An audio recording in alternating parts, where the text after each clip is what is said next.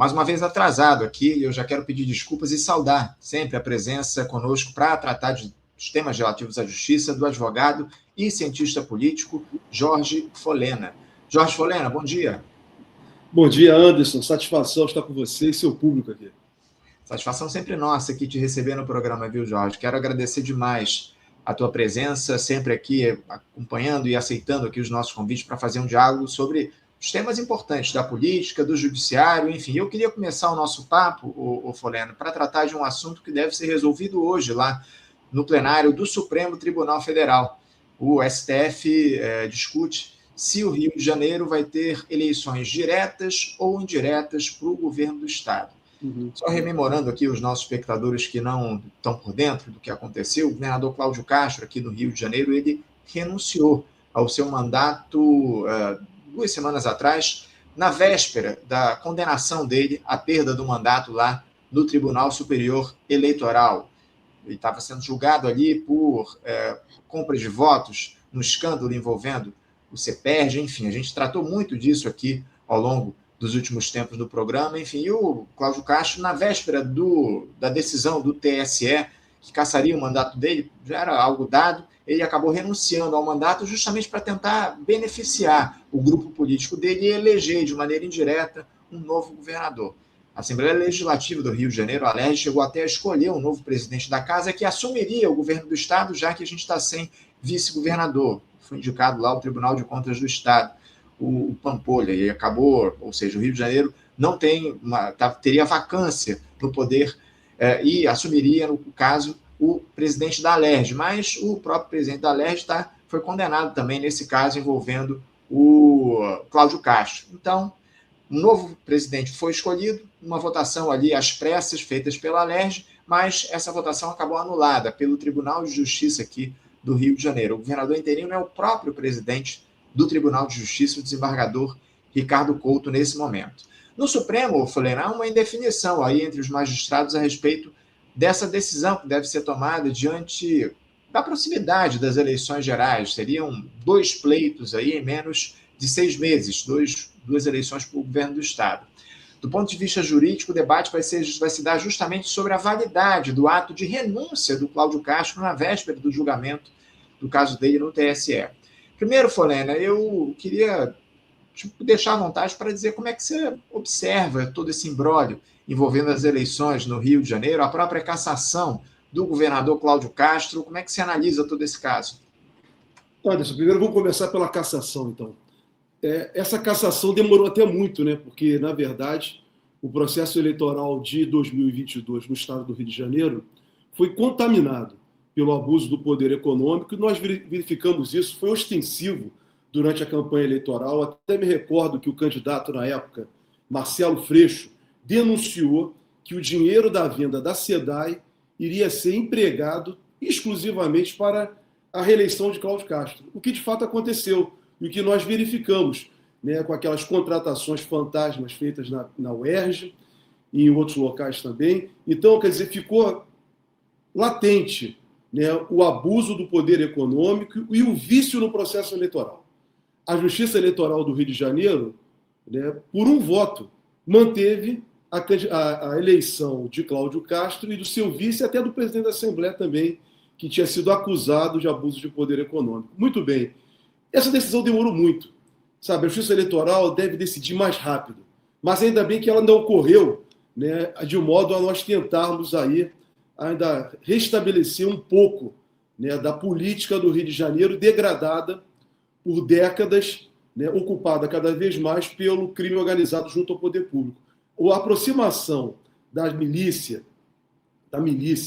do crime organizado com as instituições públicas no Rio de Janeiro já vinha há muito tempo. Então, é uma hora agora para se refletir. Como o voto de 2018 para governador e vice, né, houve a cassação dos mandatos, o vice não porque ele renunciou, né, então agora é a oportunidade de, mais uma vez, aí já vou antecipar a minha opinião e depois eu esclareço o que está em jogo no Supremo Tribunal Federal, estará em jogo nessa tarde de hoje. Eu entendo que deva ter eleição direta.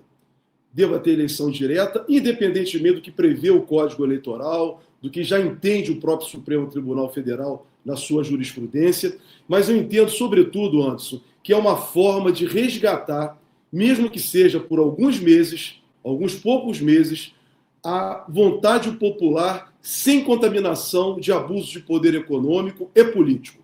Então vai ser mais uma vez dada a oportunidade para o povo do estado do Rio de Janeiro, ainda nesse período em curso, entre 2022 até agora, o próximo ano, 2026, até o final desse ano, para escolher um governador, mas de uma forma democrática, de uma forma sem influência, sem pressão da milícia, sem pressão do poder econômico. Então, eu entendo que deva valer o princípio básico previsto na própria Constituição, né, do sufrágio universal, do respeito ao sufrágio universal, sem contaminação e sem vício. E agora eu posso tentar esclarecer aqui para a nossa opinião pública, para o programa Faixa Livre, o que está em jogo hoje no Supremo. Vamos lá, vamos tratar justamente disso, viu, Folene? Eu queria que você analisasse, até porque a Procuradoria-Geral da República, ela reconheceu que o Rio de Janeiro, ou recomendou que o Rio tenha eleições diretas. O que é que você espera dessa decisão? O que é que está em jogo, como você muito bem colocou aqui, nessa decisão do Supremo? Anderson, hoje, o que vai estar sendo decidido no Supremo hoje? São duas questões e uma outra questão, que é a eleição indireta, com dois outros itens em debate. Então, vamos lá. Primeiro ponto é se a eleição deverá ser direta ou indireta. Por que a questão da eleição direta e não indireta, como prevê a Constituição do Estado do Rio de Janeiro? A Constituição do Estado do Rio de Janeiro, seguindo o que diz a Constituição Federal, determina que, em caso de vacância da presidência, da vice-presidência, do governador, que é o caso, e do vice-governador, em caso de vacância, e sendo 2 anos após o exercício do mandato, a eleição deverá ser de forma indireta, em caso de vacância. Muito bem, nós estamos numa situação em que o debate sobre a eleição ser direta e indireta, né, como prevê a Constituição, que diz que é direta, a Constituição Estadual diz que é indireta, ela tem relação à vacância de cargo. Porém, nesse caso, há uma particularidade. Qual é a particularidade? E é esse o argumento jurídico que está sendo empregado, né, para que a eleição seja direta. A cassação de Cláudio Castro não é uma vacância do cargo por renúncia, por morte, ou até mesmo por um impedimento. Não foi por isso. Cláudio Castro foi cassado em razão de vícios no processo eleitoral de 2022, ou seja, abuso de poder econômico e político. Ou seja, a cassação do mandato de Cláudio Castro é decorrente do processo eleitoral. E não é uma vacância em decorrência de situações, né, naturais, como morte, como eu expliquei aqui, como a morte, como a renúncia, né, ou impedimento. Não é. Ela decorre exclusivamente do processo eleitoral, ou seja, houve uma contaminação do processo eleitoral. E o que prevê a legislação eleitoral brasileira? Inclusive ratificada por decisão do Supremo Tribunal Federal em 2018, quando analisou a mini-reforma eleitoral em 2018. O que o Supremo Tribunal Federal entendeu? Na mini-reforma constou que, nesses casos de cassação de mandato em decorrência de processo eleitoral, deve haver novas eleições. Por que novas eleições? Porque o processo eleitoral foi contaminado, como eu expliquei na primeira parte aqui da nossa conversa de hoje. Então, nós estamos diante de um processo eleitoral contaminado. O Código Eleitoral determina nessa situação, então, que seja feita a nova eleição, né? E se for, inclusive, a perda desse mandato, se ela ocorrer antes de 6 meses do término do mandato, que é exatamente a hipótese do Rio de Janeiro. Então, já tem uma decisão do Supremo Tribunal Federal ratificando a constitucionalidade do Código Eleitoral, que é exatamente a hipótese aqui do Estado do Rio de Janeiro.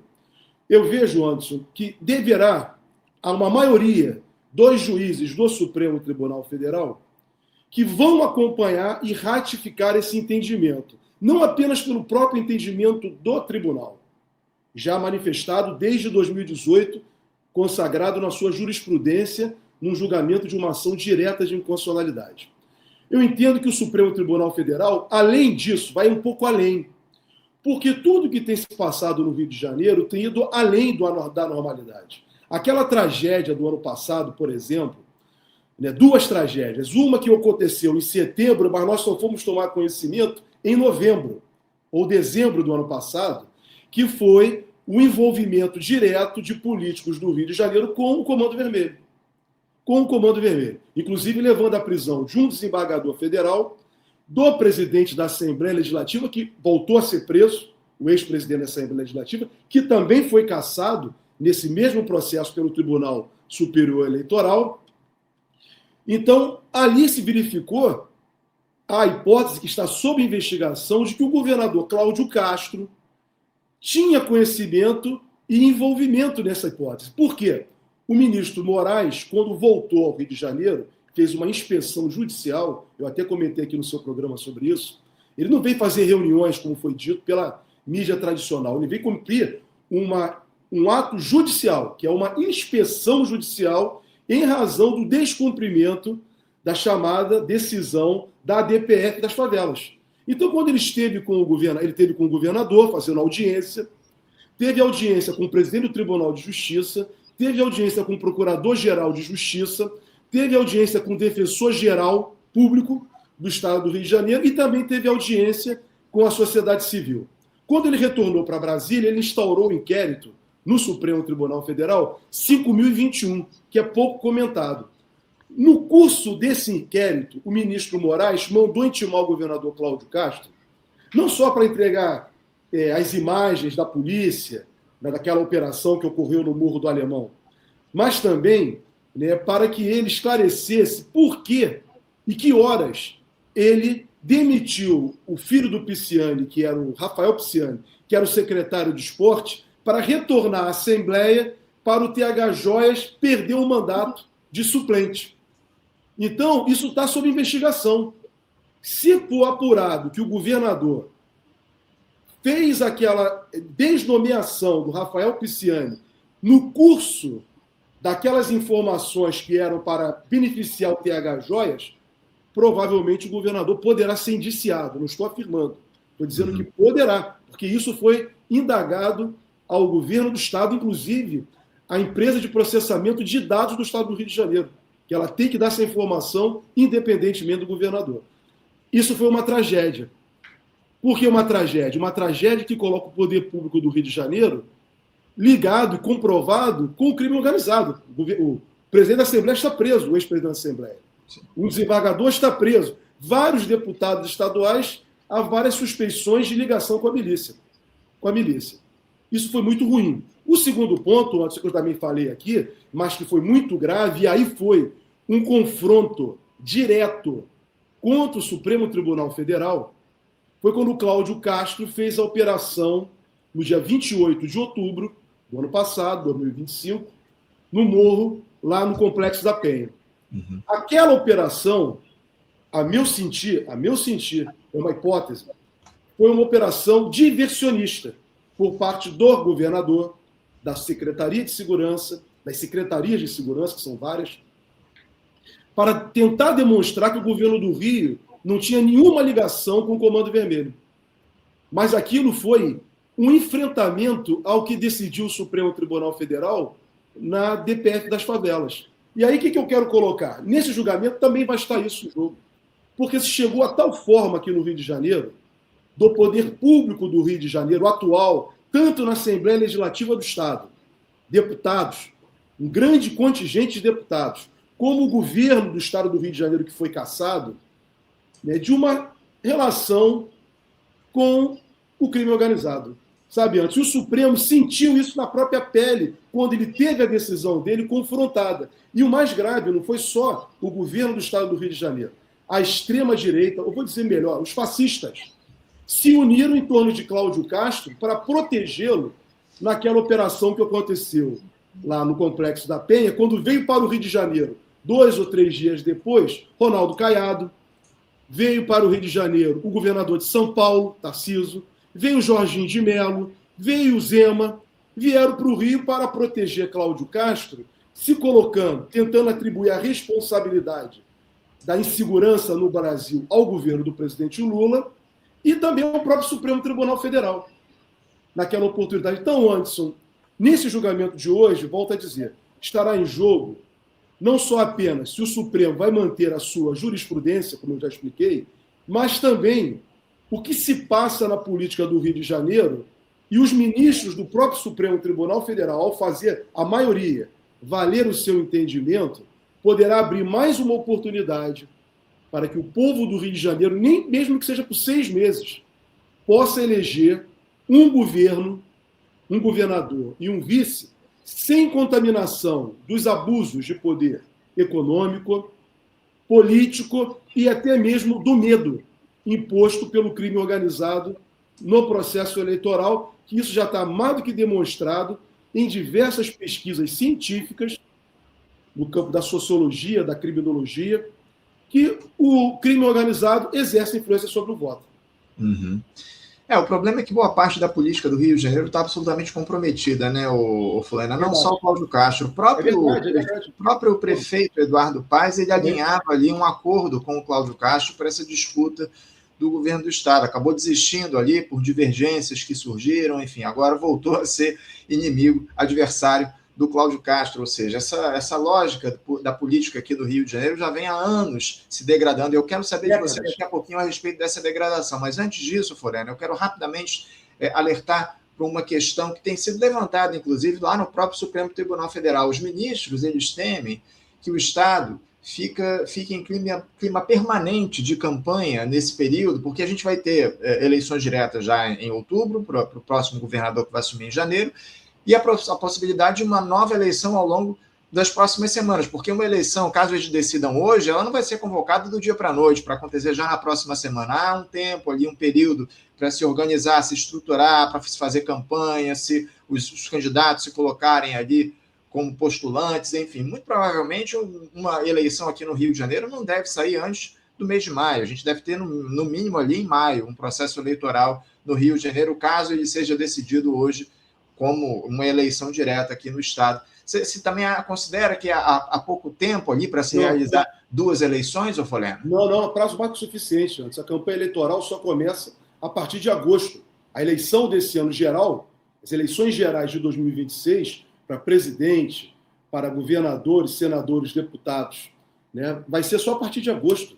Então, as convenções vão ser a partir de junho. Então, há tempo suficiente para fazer uma eleição em maio, até o final de maio. São 30 dias. É prazo suficiente. Tem que valer 2 princípios antes, como eu coloquei aqui. Primeiro, o princípio básico do sufrágio. Né? Respeitar o voto não viciado, o voto não contaminado, como ocorreu na eleição de 2022 e demonstrado no acordo do Tribunal Superior Eleitoral. Então, a eleição tem que ser uma eleição limpa. Segundo ponto, fundamental, é que o Supremo Tribunal Federal firmou uma jurisprudência. Eu tenho para mim, antes, até que o Alexandre de Moraes, que votou em 2018, pelo entendimento contrário, o Alexandre de Moraes entende, né, com relação a essa questão do Código Eleitoral, né, não se aplicar, o Alexandre de Moraes entende que deve aplicar a Constituição Estadual, porque, inclusive, segue o princípio da verticalidade constitucional, o que está previsto na Constituição Federal, o que está previsto, inclusive, na Constituição do Estado do Rio de Janeiro, como eu falei. É artigo 142, parágrafo único, aqui na Constituição do nosso Estado. Porém, mesmo Alexandre de Moraes tendo esse entendimento de respeito à autonomia federativa, eu vejo que, diante das circunstâncias do momento político e da gravidade do que ocorre, do que está se passando no Rio de Janeiro há décadas, entendo que é necessário, acho que até ele vai mudar o entendimento para acompanhar que haja uma votação direta pela população. Então, esse é um ponto que está no Supremo hoje. Se por acaso não vencer o voto direto vai se decidir sobre a eleição indireta. E aí, o que tem sobre a eleição indireta? Se me permite, eu só já introduzir, porque esse era um outro ponto que faltou esclarecer, porque a nossa opinião pública aqui saber exatamente o que está em debate. Se por acaso não tiver eleição direta, vai ser eleição indireta. Sendo a eleição indireta, como previa a Constituição Estadual, como eu falei, no artigo 142 da Constituição do Estado do Rio de Janeiro, parágrafo único, tem 2 pontos sobre questão, em questionamento. O primeiro ponto, foi feita ano passado, esse ano, melhor dizendo, em março desse ano, olha o casuísmo da Assembleia que o Anderson introduziu no início da nossa conversa aqui. Eles aprovaram uma lei, já sabendo que o Cláudio Castro seria cassado, uma lei regulamentando o que diz a Constituição do Estado do Rio de Janeiro. Em caso de dupla vacância, após cumprido 2 anos de mandato, a eleição vai ser indireta nos termos da lei. Então, foi aprovada uma lei complementar na Assembleia Legislativa do Rio de Janeiro, em março desse ano, regulamentando o voto indireto pela Assembleia Legislativa, por esses deputados que foram eleitos, a maioria, no bojo da eleição de Cláudio Castro. Cláudio Castro era candidato a governador e ele elegeu, junto com a sua coligação, o maior número de deputados. A partir de quê? Do dinheiro da SEDAI, da venda da SEDAI, por isso que ele fez uma maior bancada, né, e tudo que a gente conhece do Rio de Janeiro, milícia, todo esse pessoal apoiou Cláudio Castro. Família Bolsonaro, tem que dar nome, família Bolsonaro, os bolsonaristas das prefeituras dos diversos municípios do Rio de Janeiro. Então, a Assembleia Legislativa é constituída, na sua maioria expressiva, por esse quadro. Esse quadro que elegeu que o Cláudio Castro acabou recebendo o voto final da população. E eles armaram para eles, por meio dessa lei, seguiram o que diz a Constituição. Aprovaram uma lei. Ao aprovar essa lei, eles decidiram 2 itens que estão sendo questionados e vão ser decididos hoje. Se for decidido que a eleição é indireta, tem que definir se o voto vai ser aberto por parte dos deputados, como previsto na lei, ou se o voto vai ser secreto, como deve ser em qualquer votação. Se você faz um voto aberto, diante da pressão política e até mesmo da violência que está tomada no Rio de Janeiro, o deputado fica exposto. Ficará exposto. Não vai haver a chamada isenção. Eu acredito que esse dispositivo previsto na lei, aprovada em março, no Rio de Janeiro, do voto em aberto, deverá ser julgado inconstitucional. O outro ponto é a questão da desincompatibilização do cargo em 24 horas da vacância.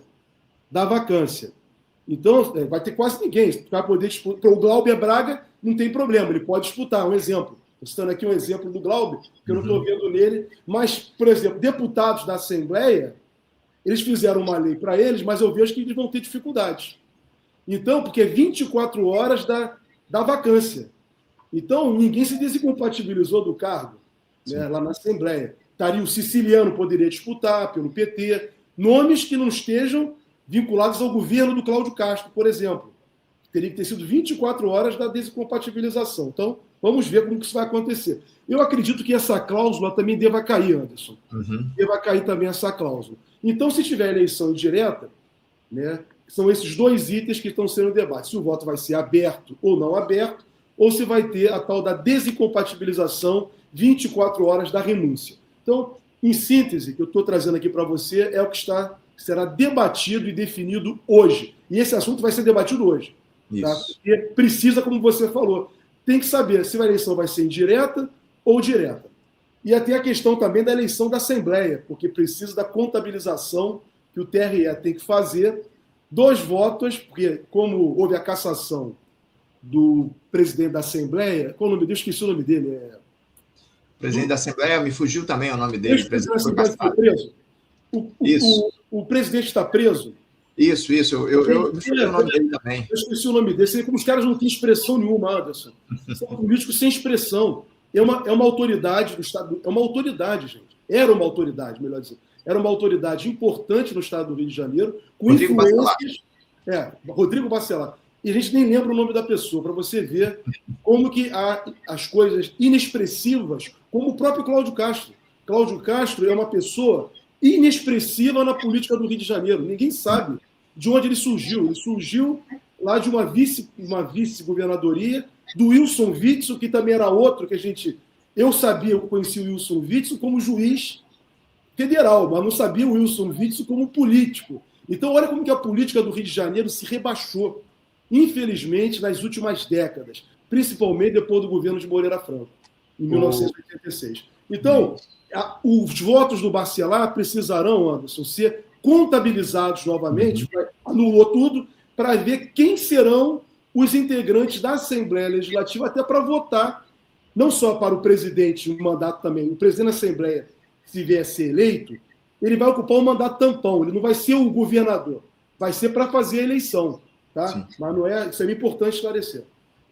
Falena, eu citei ainda há pouco esse cenário de degradação da política no Rio de Janeiro, que se dá já há muitos anos. Isso não vem de hoje, a gente sabe muito bem. Outros governadores foram presos, caçados ao longo das últimas 2 décadas, pelo menos, aqui no Rio de Janeiro, enfim. Eu queria uma análise tua como cientista político. Como é que você observa tudo isso? Por que a política do Rio de Janeiro se afundou nesse grau de degradação que a gente tem visto ao longo dos últimos anos, envolvimento do crime organizado com grupos políticos, enfim, corrupção, compra de votos? Por que você... o que leva a esse quadro de degradação da política aqui do Rio de Janeiro ao longo dessas últimas décadas? Olha, isso é excepcional a sua pergunta. A gente pode até, para nós aprofundarmos esse debate. Inclusive, ontem eu fiz uma entrevista com nosso amigo em comum, Lincoln Pena, professor Lincoln Pena, que vai lançar o livro dele dia 14, agora de abril, no Clube de Engenharia, às 17 horas. O título do livro dele, Anderson, é O Golpe Continuado. Inclusive, no dia 14, ele vai estar aqui conosco no Faixa Livre falando sobre o lançamento do livro. O Lincoln, ele leva para uma perspectiva nacional que o golpe de 64 teria prosseguido posteriormente. E eu vou dizer, com relação ao Rio de Janeiro, é até mais grave, porque o golpe, a ditadura de 64 a 85, no Rio de Janeiro, não terminou.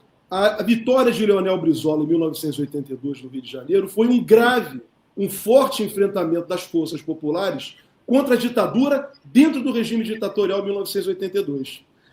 Na eleição de 1986, todas as forças do atraso nacionais, do governo do José Sarney, que era o prosseguimento da ditadura, como as forças locais no Rio de Janeiro se uniram, basicamente todos, quase todos.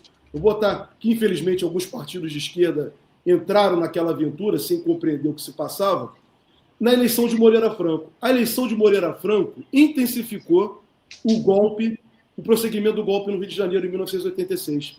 Exatamente nesse governo de Moreira, em que ele dizia que ia acabar com a violência, em 6 meses no Rio de Janeiro, é que a violência se agravou mais ainda. Todos os fenômenos da época da ditadura, todos, inclusive em matéria de segurança pública, se arrastaram no governo de Moreira Franco. O envolvimento do crime organizado, a degradação da política do Estado, e aí nós tivemos depois um retorno de Brizola, um retorno muito superficial, naquele segundo mandato de Brizola, que tentou depois a presidência junto com o Lula, foi ser o vice do Lula em 94. Dali para frente, Anderson, nós mergulhamos em muitos erros.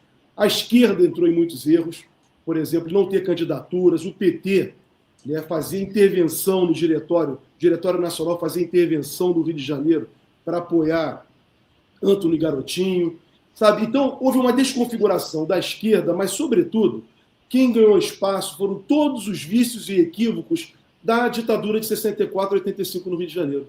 Essa proximidade, cada vez mais, do crime organizado com a política foi se ampliando até perder o controle. A perda de controle é o que nós estamos vendo exatamente nessas últimas legislaturas no estado do Rio de Janeiro. É cada vez mais uma Assembleia Legislativa e governos desinteressados com o Rio de Janeiro. E o ilegal, o ilícito, sobretudo o ilícito ligado até à esfera da burocracia, ocupando espaços do poder público. Por exemplo, a questão da segurança pública privada, que é feita pelas milícias. Sabe? O desaparelhamento dos serviços públicos nas periferias, por parte de sucessivos governos estaduais e municipais, que seguem a mesma visão, seguem uma visão clientelista como se praticava durante a ditadura. Então, houve no Rio de Janeiro, nós perdemos uma massa crítica na política do Estado. Na política do Estado do Rio de Janeiro, ao ponto do fascista Mor, que chegou à presidência da República em 2018, ter sua base central sair do Rio de Janeiro. O Rio de Janeiro foi um expoente, né, para o fascismo que foi para o Planalto Central, inclusive levando para os outros estados essa prática equivocada do Rio de Janeiro das milícias, da contaminação das polícias com o crime organizado, da polícia cada vez mais não prestando serviços de cidadania e de segurança, mas simplesmente, né, assassinando pessoas, como estamos vendo em São Paulo, como estamos vendo em diversos estados do sul do Brasil. Então, Anderson, o reflexo do Rio de Janeiro, desses erros cometidos, ele tem reproduzido, infelizmente, nacionalmente, inclusive o do que ocorreu no governo federal entre 2019 a 2022 no Brasil. Então, é uma oportunidade que nós vamos ter que ter e nós vamos ter que fazer um enfrentamento. Eu vejo com muito bons olhos, só para concluir, vejo mesmo, a candidatura do Glauber Braga, que acho que vai lançar hoje a candidatura dele, se der, ou direto ou indireto, acho que ele vai se candidatar. Eu vejo com muito bons olhos a candidatura do Glauber, sabe? Vejo até para o PT, sabe? Eu acho que vai ser bom até para o PT se o Glauber se lançar candidato, porque, independentemente do que ele vai apresentar, ele vai apresentar algo que nenhum outro candidato vai ter coragem de fazer. Uhum. É exatamente, né, a restauração da defesa da população do estado do Rio de Janeiro, que foi jogada à miséria, à pobreza e refém do crime organizado. Por isso que eu vejo com muito bons olhos a candidatura do Glauber, sabe? Glauber, deputado federal, já colocou o nome dele à disposição do partido. Obviamente que a candidatura dele só vai ser lançada se o PSOL decidir pela escolha do nome dele para ser o candidato ao governo do estado. Mas ele está lançando aí, digamos assim, a pré-candidatura dele ao governo do estado do Rio de Janeiro. Vai realizar um evento hoje aqui no Rio de Janeiro, lá no centro da cidade. Enfim, vai bater um papo com a militância dele a respeito disso. Para fechar aqui, rapidamente, Folena, você vê uma solução para esse quadro de desmonte da política do Rio de Janeiro, de degradação, de corrupção, de compra de votos, de crime organizado? O que é que a gente poderia fazer no sentido de melhorar o quadro, especialmente de qualificar a política aqui no nosso estado? E isso, ao fim e ao cabo, prejudica diretamente a população do Rio de Janeiro. O que é que a gente pode fazer para melhorar esse quadro? A esquerda, Anderson, assumiu o seu papel. Infelizmente, a gente não tem visto o campo democrático, popular e progressista no Rio de Janeiro se assumir com convicção, sabe, com responsabilidade a governar esse estado. Sabe, um estado que é difícil a esquerda fazer campanha no Rio de Janeiro, fazer uma candidatura, diante de tudo que a gente vê, diante da pressão do poder econômico, diante da violência institucional, né, a violência da rua que está dentro do poder público, seja no parlamento, seja no governo e até no judiciário, no Ministério Público, nas polícias. A gente vê isso. Mas a esquerda tem que romper. Eu estava vendo aqui, antes de eu entrar, o Nildo Ourix falando, né, citando o Lênin, né, é fundamental isso. Compreender que há uma crise grave no Rio de Janeiro, que inclusive essa crise do Rio de Janeiro reflete a crise nacional. Então, quem é o protagonista, quem é o vanguardista para apresentar as soluções para essa crise, não é a direita, não são os liberais, vai ser exatamente a esquerda. Então a esquerda ela tem que assumir o seu papel na política do estado do Rio de Janeiro, ser protagonista, ir para disputas, não importa. Perdi. Mas o que adianta você eleger, por exemplo, como foi feito na reeleição de Eduardo Paes? Qual o compromisso de Eduardo Paes com a transformação da cidade do Rio de Janeiro para torná-la mais humana e acessível para todos e democrática? Nenhum. Foi nenhum. Então, eu acredito até que o presidente Lula deve ter sido sentido traído pelo Eduardo Paes na reeleição para a prefeitura, deve ter se sentido traído agora na candidatura dele para o governo do estado. Então, essa questão de fazer cálculo eleitoral, eu discordo da visão da esquerda nesse sentido. Inclusive, estou falando como cientista político, Anderson. Eu sei que é a política, entendo o equilíbrio das forças políticas e sociais, mas a esquerda brasileira, principalmente o seu principal partido, que é o Partido dos Trabalhadores, eu sou filiado ao PT. Não tem nenhum problema, vou dizer isso. Eu entendo que o PT, né, está fazendo muito cálculo eleitoral, não tem que fazer cálculo eleitoral. Sabe? A esquerda tem que ser esquerda, assumir o seu programa partidário, inclusive as suas pautas, e introduzir e falar com clareza para a opinião pública, para os eleitores, o que é o socialismo. Sabe? A esquerda está com medo de falar o socialismo. A solução para essa barbárie do Rio de Janeiro é um governo socialista, é um governo de inclusão, no socialismo da nossa maneira. O Brizola fez uma tentativa de um governo socialista, que o Darcy dizia, que era um socialismo moreno. Mas é uma tentativa, nós temos que também fazer essa tentativa de transformação, de humanização e, sobretudo, Anderson, de justiça social. Que nós chegamos no fundo do poço. O Estado ficou pobre e tomado pelo que tem de pior, que é o crime, né, um crime. E o Eduardo Paes não é a saída. Eu vi ele falando esses dias aí no filmete dele, que o Estado do Rio está com a situação econômica degradada, que a política está ruim, mas o Eduardo Paes é o prosseguimento dessa política. Infelizmente. O Eduardo Paes, a origem dele é do PFL. Tem que lembrar isso.